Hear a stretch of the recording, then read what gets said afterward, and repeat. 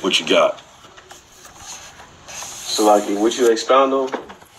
No, dealing with what more? Joel Osteen, like, proving that he's a devil. What more can he do for our people to, accept what it is? But you got a precept on it? Yeah, I'm looking for one. All right, so meanwhile, you want to continue reading while he's looking? It's called sheep's clothing. It's the name of the line. That's what sheep's clothing. I was looking for wolf. But still, what is he, why is he so locked in to a clothing line if we got people out there that need service of the Most High?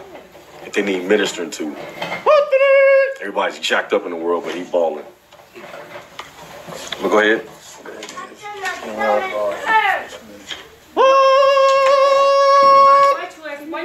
This is wolf in sheep's clothing. Yeah, wolf in sheep clothing. He's a devil. He's a wolf in sheep clothing. Well, go ahead, brother. Wolf in sheep. Verse 6.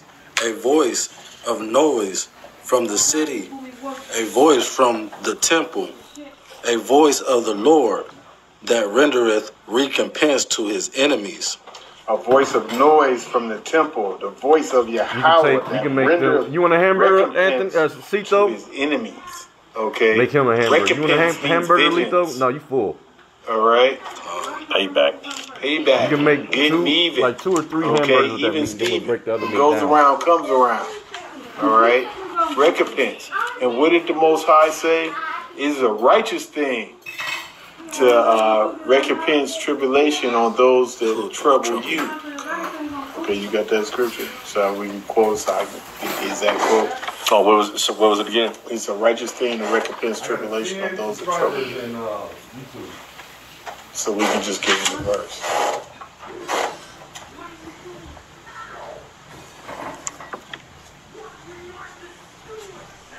I believe it's in Thessalonians.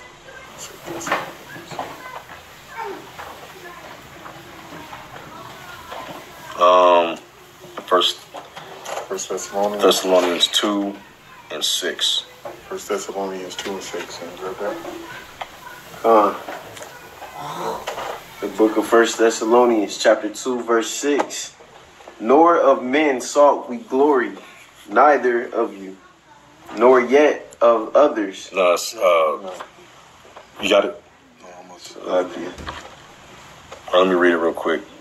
2 Thessalonians 1 and 6. 1 and 6. Yeah, I went to first. So like, read.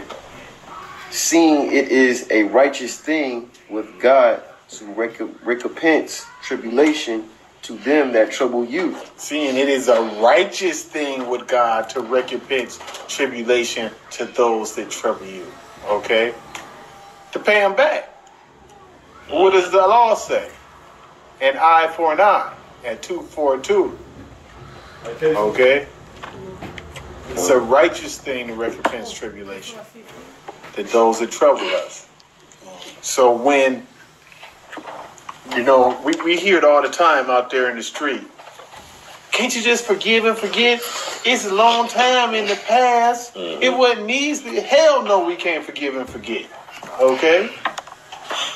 It's a righteous thing to pay you back for what you did to us. No, I catch you. All right? I didn't say it. The Most High said it. Okay? So don't get mad at me. Get mad at him. God. But read. Verse 7. Before she travailed, she brought forth. Before her pain came, she was delivered of a man-child. Before she travailed, she brought forth. Before her pain came, she was delivered of a man-child. Okay? And then when you read, just to comment on what you said about it's a righteous thing to require that which those that which travail you, and then you said people say it's the past, leave the past in the past. The scripture in Ecclesiastes 3:15 says, God requireth that which is past. So we can't, You can forget, I can forget, but the Most High requires that. So you ain't nobody getting away with nothing. But read what you got, brother. Where we at? We on chapter 7. Verse 8. Before she travailed and she brought forth, before her pain came, she was delivered of a man child. Now you know who the she is in this verse. Can I get anybody know who she is? Becca. Look. Come on. It's similitude. Is that a Babylon? I mean, The she is Israel. Correct on that? Con. The she is Israel. Okay. Before she travailed. Okay. Before the pain started. All right. She was brought forth. Okay. She was brought forth and delivered, okay, of a man child. Okay. You were brought forth and delivered out of the land of Egypt, where we travailed, all right, by a man child, who was Moses. Con. And then you read. And this is future prophecy as well. There you go. Bring it out, brother. Okay. Bring it out. Because we're travailing now, all right, and we will be delivered by a man child, who is Yahawashi. He saves. God. Okay. Remember what Moses said? When Moses said the Most High, he gave it to Moses to give to the people. He would raise up a prophet like unto Moses. Now, when you talk to the people who are bowing down to the rocks, the Ishmaelites, right? The Muslims, okay? They tell you, no, like unto Moses means he brought the law. No, we already proved that Moses did not bring the law. He wrote it down. Okay? What did Moses do? He delivered his people from bondage. A prophet like unto Moses is going to do the same thing. Deliver his people from bondage. Con. Okay? The law existed before Moses. Okay, people commonly call it the Law of Moses. Okay, it's called in this book the Law of Moses. To me, that's a reference point. Okay, that's where the Most High actually gave it to us in words. You know, putting it in the book. All right, for us. Can you get the scripture? Cast thy bread upon many waters. Okay, and also. Okay, and there was a reason why the Most High did things the way he did. It's a reason why he gave us this book, okay? All right? And it went out the way it did. Also, backing up, dealing with that verse, when you read Micah 4 and 10, okay, so Karash want us to bring out that verse, Matthew 7:15. If you can bring it out, brother. Con, when you read the cast out your bread upon many waters is Ecclesiastes 11, 1 through 6. So if you want to hold what you got, we can get that. Also, what you're dealing with in this bringing forth, it says, before she travailed, she brought forth. Before her pain came, she was delivered of a man child. Dealing with, like the brother said, it was in the past, and it's going to be in the future. And she brought forth a man child, which was one who delivered us, dealing with Yahawashi. And also, he's telling us, Yahawashi went through it for the nation, and he's also telling us that we need to. What was that? Micah 4 and 10. Ecclesiastes, 6 or 11 is 1 through 6. Give me Micah 4 and 6. Read that. The book of Micah, chapter 4, verse 6. In the day, saith Yahweh, will I assemble her that halteth, and I will gather her that is driven out. That's not it. Where you at? Micah 4 and 6. That's Micah 4 and 6. You want 4 and 10? Be in pain. Yeah, 10. 10 is likely.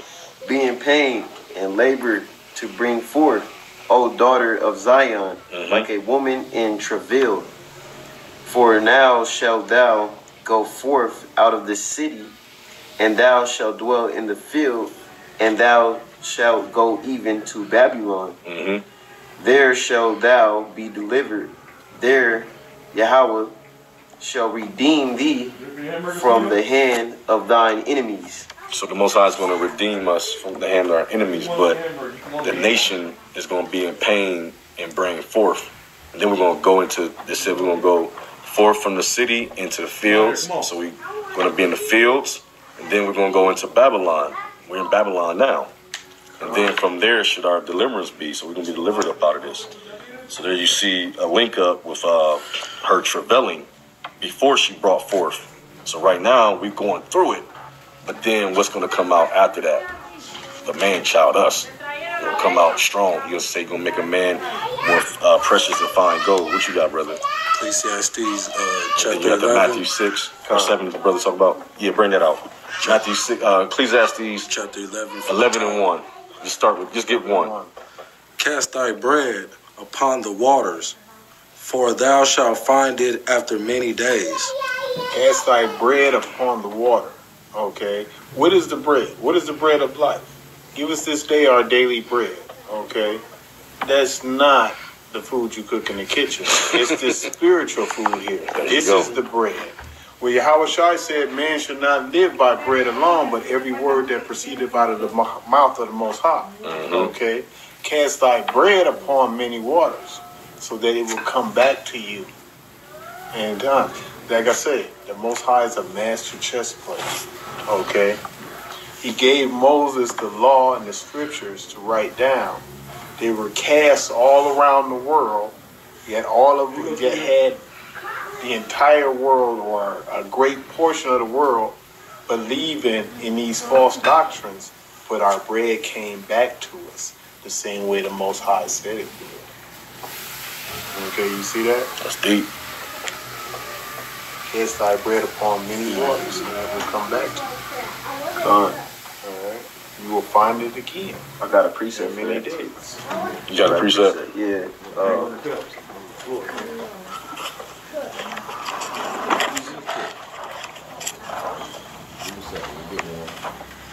Matthew chapter 7 verse 12. Therefore all things whatsoever ye would that men should do to you, do ye even so to them, for this is the law and the prophets. Come on, go ahead and break it down, brother.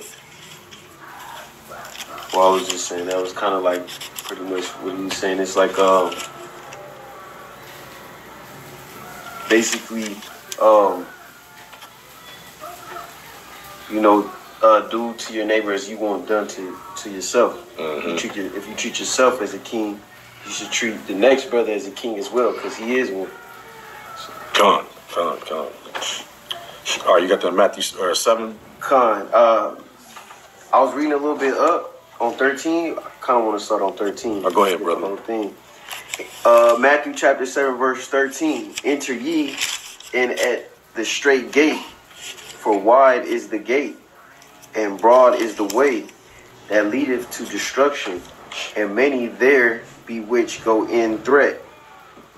Because straight is the gate, and narrow is the way which leadeth unto life, and few there be that find it. This is 15. Beware of false prophets which come to you in sheep's clothing, but inwardly they are raving wolves. So, you want to break that down? You want me to break it down? Break it down, brother. Break it down. So, I'm pretty sure he was. What's the guy's name? Elder Karash. Oh, Joel. Joel Austin. Okay, so he came out with that clothing line, sheep and wolves clothing. It's I'm pretty sure it's a lot of people in his church. Who? No, it's only 4 like we got. Who putting their rent money in the tide plates. Stadiums. But it says when he's talking about this gate, he's talking about the way to the kingdom. There you go. And it's let me see, in broad and its way leading to destruction. So it's a lot of people that, well, not people, but mostly dealing with Jake that go to these churches. They don't know the way, and the sheep in the wolves' clothing. That's the pastors that's there basically. That's telling them, oh, you don't have to keep all 613 laws. You saved under grace or whatnot. But those are the false prophets because they say that they have the word, but they truly don't. God. And then it says, ye shall know them by their fruits. Do men gather grapes of thorns or figs of thistles?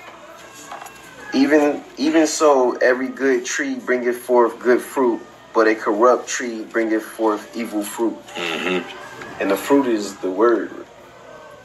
Right. Well, the fruit is the people who are taught. Okay, it's like, okay, you gonna never see an Israelite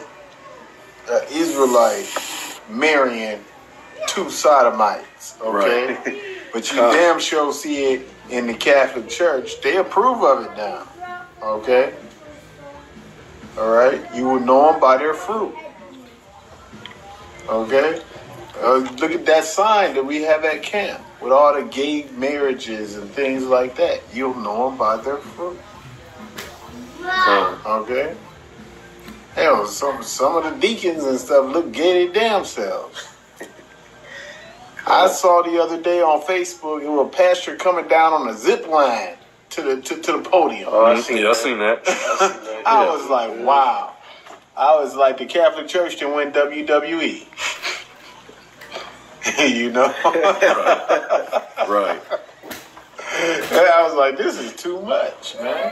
So when it says, bring forth good fruit, basically, like the Catholic Church is a tree, and those people are the fruit that bear from that tree. Everything is the fruit of that. Everything that come out of that. Right, and they're wicked. They, with the homosexual marriages and whatnot. If you in righteousness, okay, and you teaching the true word of the Most High, all right. If He sends you fruit, that fruit's going to be good fruit. It's going to be prosperous fruit, okay. All right. If He's not of the Most High, the fruit of it is going to be, it's going to have spikes and thorns on it. Yeah, that's not fruit. A thorn, a thistle, and all that, that's what you don't want in your garden. You want tomatoes. You want, grapes if you got a vineyard. You don't want to be picking through thorns and thistles. That's wickedness. Let you know that it's not good. The tree is not bearing good fruit. Cito, you eat the sandwich? And then I find it a little ironic that he called his clothing line that, and the scripture is really speaking about him negatively. It's saying, wide is the way to destruction. So when you go in there and you see all those people in there, you're like, oh, this can't be right. First of all, he's not being persecuted. He's balling. Secondly, everybody's here. Thirdly, everybody in here is off because they're dealing with all these different things that the Bible said it's against. I'm so glad you're here with me, brother. I guarantee you, everybody in there eat pork, most of the people, and most of the people in there is going to celebrate Christmas. Man, they serving ham sandwiches after the service. No, it ain't something you got to buy it. Oh, yeah, they ain't giving it away. After you get your money out of the damn bank that they got set up in there, or the ATM machine. That's a damn shame. You have no excuse of not paying your tithes in here. Actually, I want to see your W-2s, buddy. I want to make sure I'm getting my tight money. Sister Ezra and Sister Mary, your checks have bounced.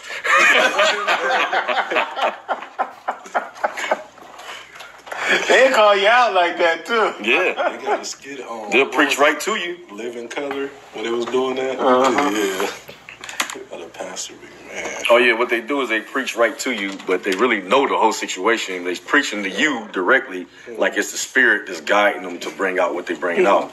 That ain't the Spirit, man. You know the whole situation, Negro. You're trying to put me on blast and make me feel bad. You a manipulator.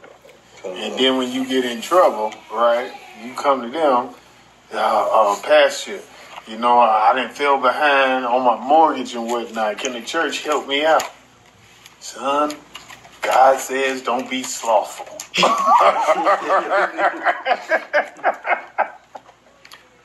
Wow. They can't help you out, though, but you helping the building fund for the last 15 years.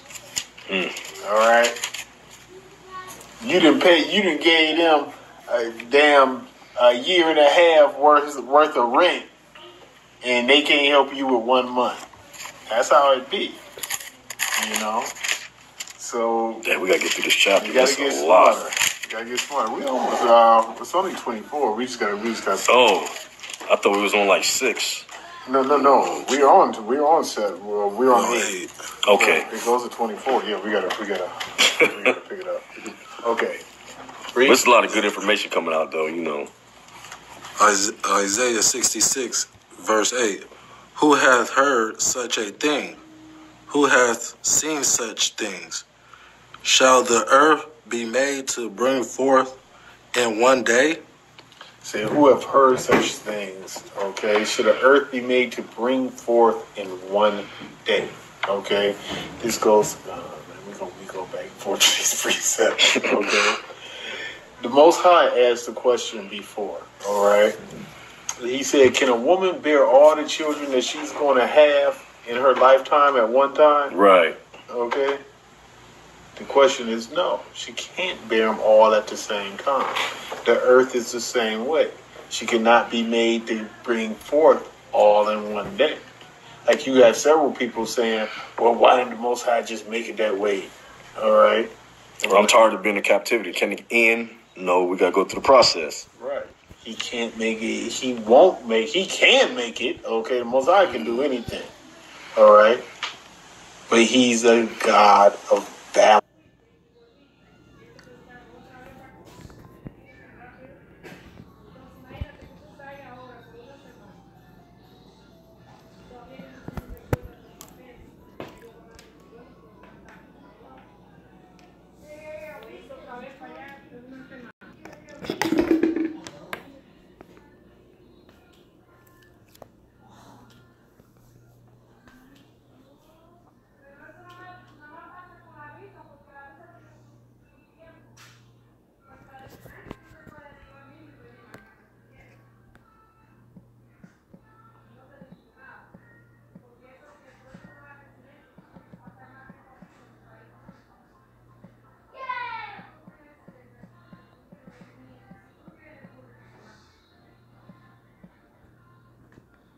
Yeah.